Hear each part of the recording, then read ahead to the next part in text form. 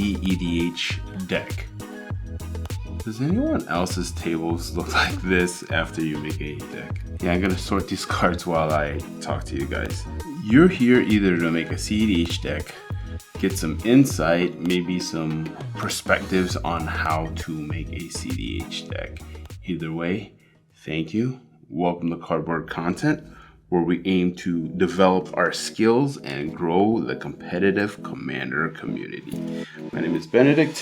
First things first, cEDH and casual are completely different. I think Gavin said it best in his Commander video the other week. Intent is the most important part of the bracket system. Your intent is to win, and that is priority number one. Most of the time when people make a deck, sometimes it's themed, sometimes you want to have a certain objective. Your objective is to win. It's cEDH. Technically, you can have cEDH on all bracket levels if you really wanted to, but this is the peak top echelon, the best deck you can make. You can't just take your Edgar Markov deck and slap all the game changers in there and hope you can box with the big boys. Just because you've been shadow boxing in the park and took some boxing classes, that doesn't mean you're able to handle a Avengers level threat like the Hulk. You're anticipating a 1-2 combo, but no, it's Goku Kamehamehaing you in the face. When you're playing cEDH, it is a completely different ball game. So if you have a deck idea and it is a competitive commander, great. If it isn't, I would set the idea aside till after the video and see if you still want to continue with trying to make that a commander deck.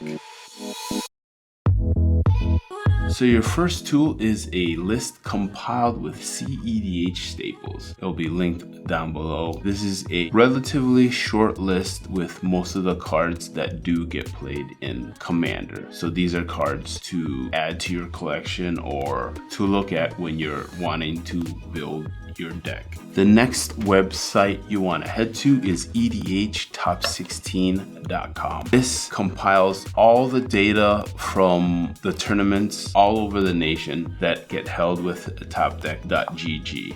So they'll have a tournament breakdown, how many people were at the event, and get the top 16 decks placed on there. When searching through the decks, the higher the attendance count, the better sample size, the better information you're gonna get against the meta. So prioritize that. I would prioritize also the newer type decks. If it was a deck made 2 years ago, it is not optimized. You also wanna check out SCG-Con, Magic-Con, any larger events that weren't registered with Top Deck, because the data is not going to be on EDH Top 16 for the most part. When picking your deck, you're typically gonna decide between one of 3 archetypes. You have Turbo, Mid-Range, and then Control. Turbo decks are like Rogsai, Mag. The mid-range, you have Kinnan and TNT. Then you have Control decks like Timna Crom and Italian. I want you guys to take note that I said Control, not Stacks. Unfortunately, the data does show, and in my honest opinion, Stacks is not a viable option for cEDH. It just doesn't put up the numbers. I think the last and most recent decent Stacks deck that has placed is Taeum, and there is no other deck that really puts up numbers that is a Stacks type deck.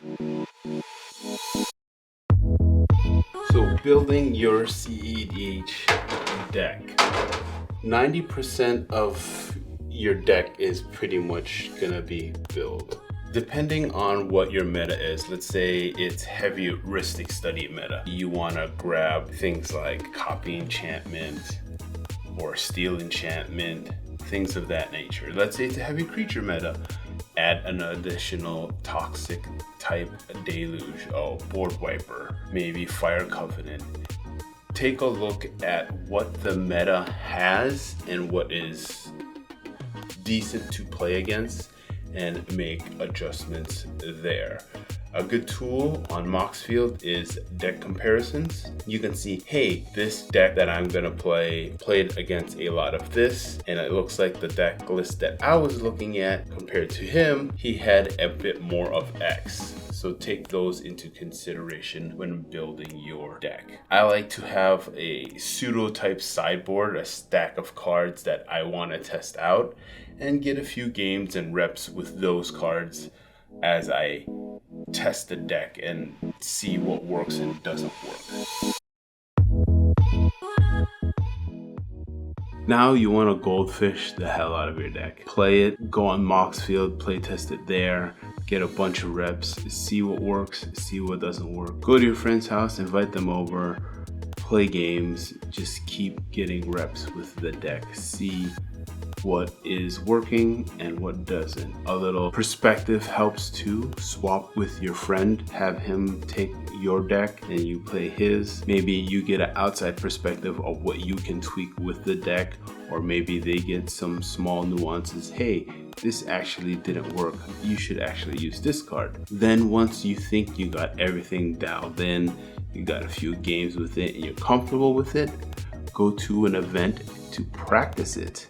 A smaller event, maybe at your local LGS, or maybe a smaller tournament like the one I'm hosting. Here in Las Vegas, we have a Dark Side Las Vegas Magic Con Hype. It is a Top Deck Champion Series event. It's going to be held at Dark Side Games on May 31st at 12 p.m. Entry is only $15. Rounds are based on attendance. First place will get a premium weekend pass to MagicCon, and second to fourth will also receive a premium weekend pass. So you can head to darksidegames.com or topdeck.gg to register for the event. Both linked down below, right at the base. You know what else is good base besides a good mana base? A supporting base like my Patreons. Starting off with our content consumers, our tier 2 patrons, Big Yoda, Marcus, Dylan, Troy, Rodrigo, Gwendolyn, and Turd Ferguson. Next, we have our tier 3 cardboard cutouts. We have Wong, Matt, Albert, and Joyner. Thank you guys for your continued support. If you would also like to consider supporting this channel, please head to patreon.com/cardboardcontent. Thank you guys. See you next time for more content.